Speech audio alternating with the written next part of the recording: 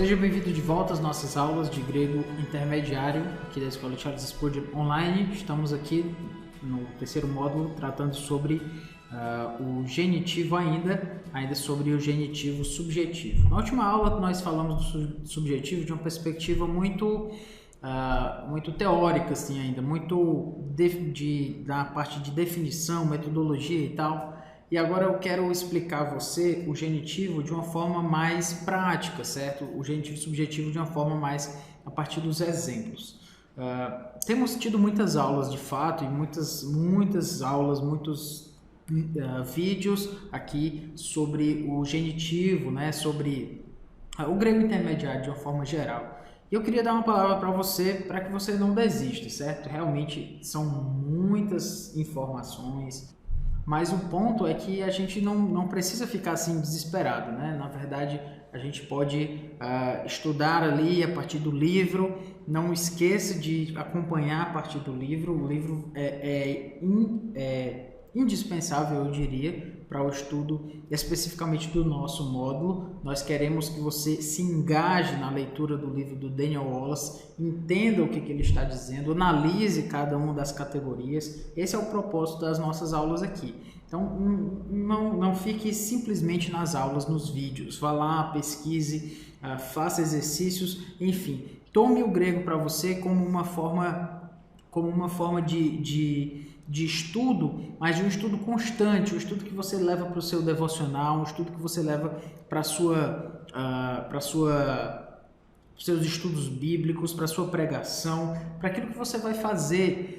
O grego não pode ser simplesmente aquilo que você faz em alguns momentos, assim, de uma forma muito estática, de uma forma muito separada, né? O grego precisa estar integrado à sua vida de estudos bíblicos, para que ele não seja só mais uma disciplina, mas que ele integre tudo isso. Então, sempre que você lê um comentário, lê um dicionário bíblico, as palavras em grego, né, do Novo Testamento, elas façam sentido para você, porque você está pesquisando ali a partir de uma análise que você já tem, de um background, de uma base que você já tem a partir do grego, especialmente agora com o grego intermediário, certo? Então, só uma palavra aí para você não desistir e não tomar o grego como algo que vai ser aprendido só porque você está assistindo esses vídeos. Não, você precisa praticar isso. E esse é o ponto aqui que eu quero lembrar para você, certo? Muito bem, quarta aula, já 19 partes aqui, o genitivo, né, que nós já temos apresentado. E alguns exemplos claros aqui do genitivo subjetivo. Então, hoster, gar, he,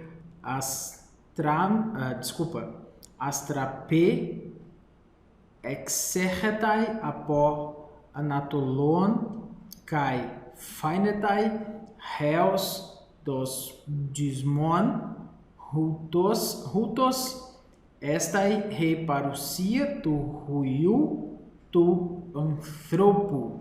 Então vamos lá fazer a tradução aqui, né? Hoster, então porque assim como, certo? O porquê aqui é esse gar, e aí temos assim como hoster, re astrapei, o relâmpago, que sai, exegetai, você lembra aqui que o exegetai, esse xi aqui, na verdade, é um ek, certo? Mas o ergetai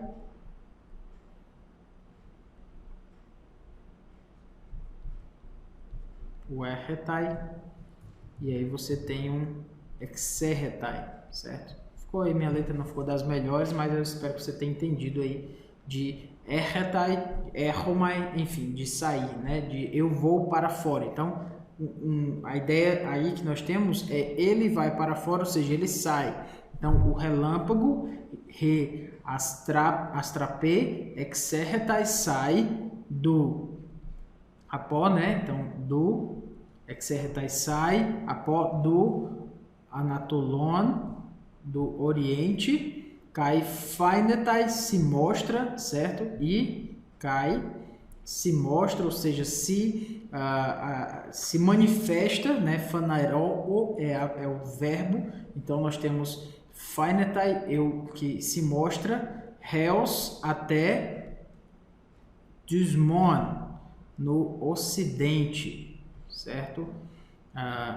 Hutos, assim também, né? Assim, então assim como, hutos, há de ser ou será. Temos aqui o verbo eimi no futuro, e aí a nossa expressão reparousia, na verdade, a vinda. Reparousia é uma palavra bem teológica, né? Você vai ver ela várias outras vezes nos seus estudos teológicos. E aí nós temos do filho. Então, reparousia tu ruiu, a vinda do filho, certo? E aqui, tu anthropo, do homem. Muito bem.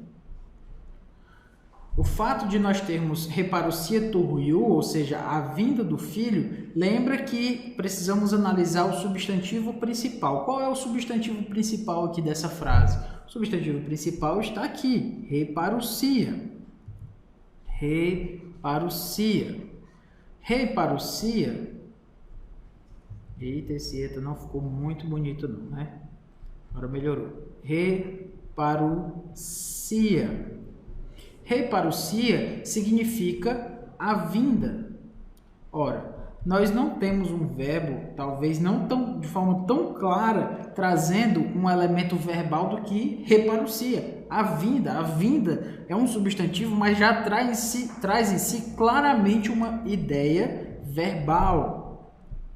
Lembra que nós falamos da ideia verbal do substantivo, do genitivo subjetivo. A vinda, ou seja, a vinda do filho é o fato do filho vir. Ou assim será a vinda do filho do homem, de uma outra forma explicando, seria assim será quando o filho do homem vier. Então, o filho aqui se tornou o sujeito dessa ideia verbal, certo?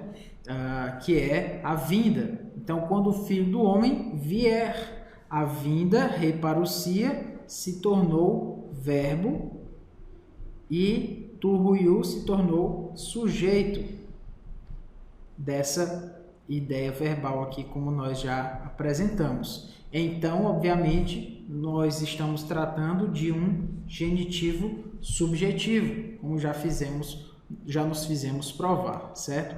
Esse é o ponto aí que a gente precisa analisar. Um outro exemplo que a gente pode tratar, kai ude hutos isse en re martiria auton. Então, kai ude, nem assim, ou nem, kai ude seria esse nem. Então, hutos, assim, remartiria, o testemunho deles era issei. A ideia de issei é você pode lembrar da palavra isotopia,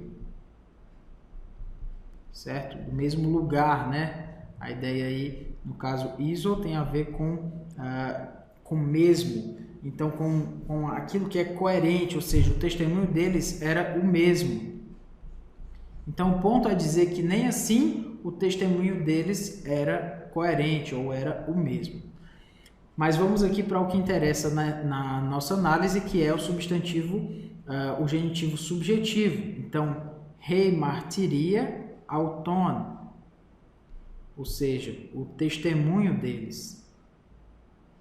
Nesse nosso caso aqui, então, nós temos remartiria, o testemunho deles vai se tornar, então, o verbo, e o auton vai se tornar sujeito da nossa ideia verbal, já que rei martiria traz em si essa ideia verbal. Então, que ideia verbal seria essa?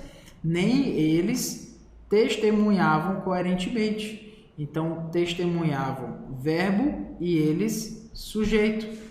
Então, se a conversão para a ideia verbal deu certo, certamente estamos trabalhando então com um genitivo subjetivo, em que o substantivo principal tem uma ideia verbal e o substantivo no genitivo se torna o sujeito dessa ideia verbal, como nós já temos mostrado aqui, exemplo após exemplo, certo? Um outro exemplo aqui para a gente trabalhar ainda mais. Vamos lá? Kai ho Petros en heauto genomenos eipen.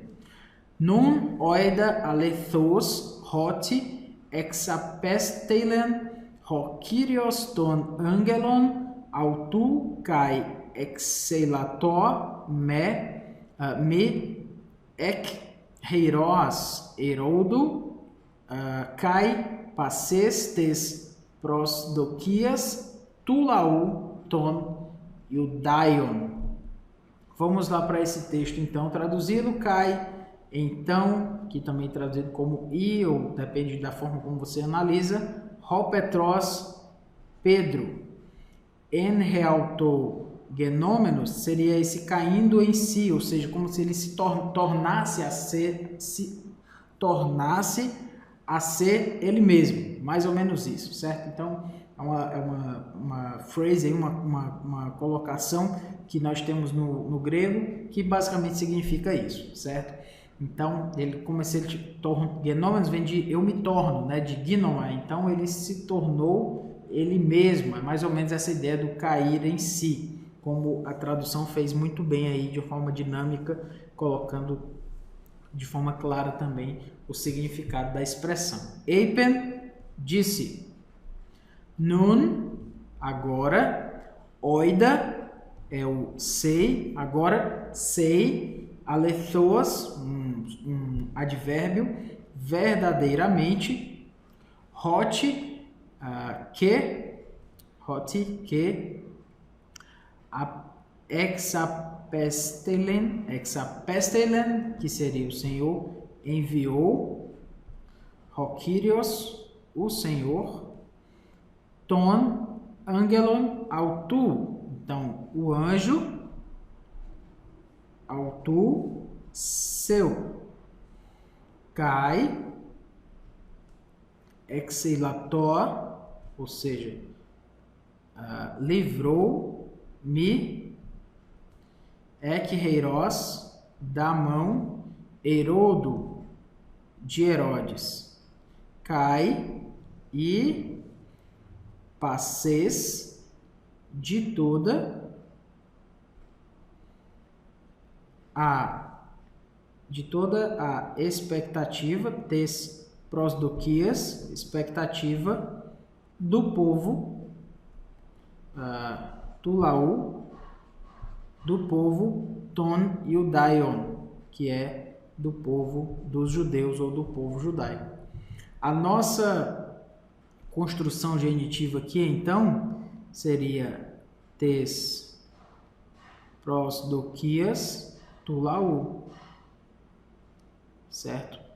Tulau ton Iudaion, vamos lá, do povo judaico, do povo judeu. Então, a expectativa do povo judaico. Vamos lá. Substantivo principal vem a ser, então, prosdoquias, que é a expectativa. A expectativa é um substantivo que traz em si uma ideia verbal, como nós já temos apresentado, e ele vai se tornar, então, o verbo da nossa frase verbal, nós assim vamos chamá-la. Então, por conta disso, nós vamos ter o povo judaico, então vai ser o sujeito, né? Então, expectativa, ideia verbal, povo judaico, ou povo dos judeus, literalmente, será então o sujeito. explicando isso melhor aqui na nossa frase, de tudo, então me livrou da mão de Herodes e o Senhor me livrou da mão de Herodes e de toda a expectativa do povo judeu, ou melhor dizendo, de tudo o que o povo judaico, ou o povo judeu, esperava. O povo judaico, de tudo que o povo judaico se tornou sujeito e esperava, na ideia de expectativa ou expectava, como você preferir, ambos vão ter a mesma ideia, e então nós temos um sujeito aí, que seria o povo judaico, dessa ideia verbal, e o esperava, o verbo. Então, por conta disso, se temos um sujeito, um substantivo principal com uma ideia verbal e o substantivo no genitivo pode tomar a ideia de sujeito, então temos um genitivo subjetivo. Muito bem, estamos chegando perto aqui de mais um exemplo.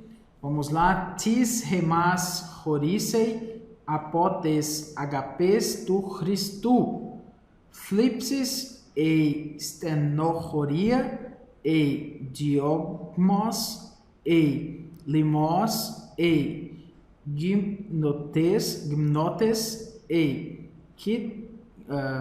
kindinos e mahaira. Vamos lá. Tis hemas horisei. Tis, quem, hemas, nos, horisei, separará. Apó, do, tes HPs, do amor, do Cristo, de Cristo. Então, tribulação, flipsis, stenochoria,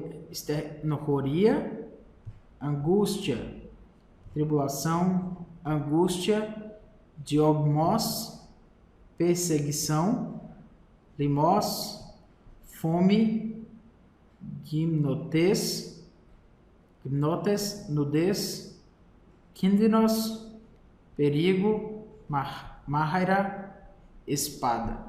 Muito bem.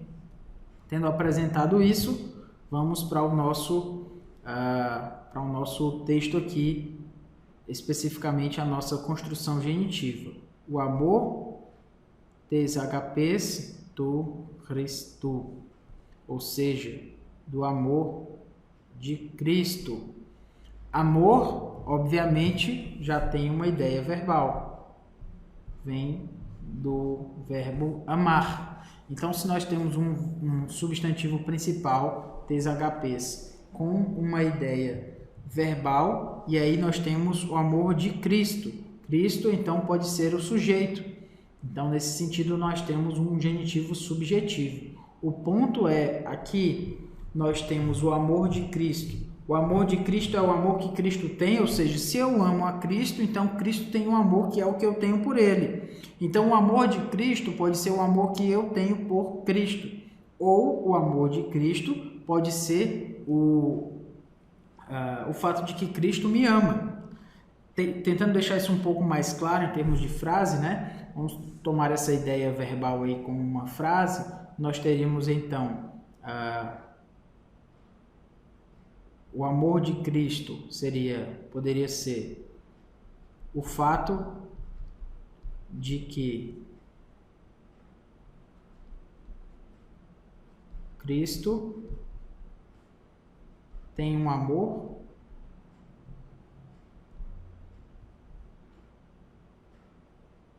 ou o fato de que Cristo ama.